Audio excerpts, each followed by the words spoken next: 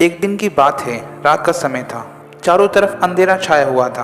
केवल एक ही कमरा था जहां से रोशनी दिखाई दे रही थी। उस कमरे में 4 मोमबत्तियां बैठी हुई थी और चारों ही मोमबत्तियां समाज की बुराइयों के बारे में बातचीत कर रही थी। पहली मोमबत्ती कहती है, मैं शांति हूँ और जब मैं इस दुनिया को देखती हूँ तो मुझे बहुत दुख होता है। चारों तरफ शोर है, लूटमार है और हिंसा फैली हुई है।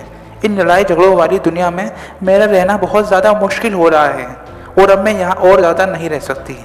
इतना कहकर पहली मोमबत्ती बुझ जाती है।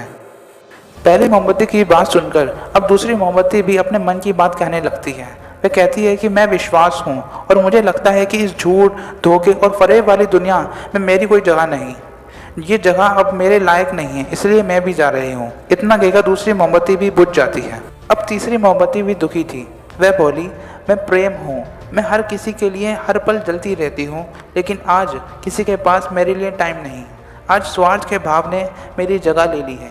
अब लोगों के मन में प्रेम की भावना नहीं। अब मेरा यहाँ रहना बहुत ज़्यादा मुश्किल होता जा रहा है। इतना कहकर तीसरी मोमबत्ती भी बुझ जाती है। अब तीसरी मोमबत्ती के बुझते ही कमरे में एक छोटा सा बच्चा आता है और मोमबत्ती को बुझा हुआ देखकर बहुत ज़्यादा दुखी हो जाता है, रोने लगता है और रोते हुए बोलता है, तुम मुझे इस तरह कैसे छोड़कर जा सकती हो? तुम्हें तो पूरी ज़िंदगी मेरे साथ जलना था, लेकिन तुमने मेरा साथ छोड़ दिया। अब मैं क्या करूँगा? उस बच्चे की ये बात सुनकर चौथी मोमबत्ती बोली, मेरा नाम आशा है और मैं तुम्हारे साथ हमेशा रहूँगी। जब तक मैं जल रही हूँ तुम मेरी मदद से इन सारी मोमबत्तियों को फिर से जला सकती हो।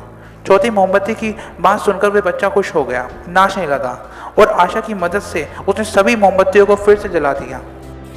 इसी तरह जब हमारी लाइफ में कोई बड़ा फेलियर आता है, कोई बहुत बड़ी प्रॉब्लम आती है, तो हम हार मान लेते हैं। हमें हार नहीं माननी चाहिए। हमें भी अपनी लाइफ में एक आशा का दीपक जला लेना चाहिए और हमेशा सिर्फ पॉजिटिव सोचना चाहिए, क्योंकि जो आप सोचते हो वैसे आप बनते हो।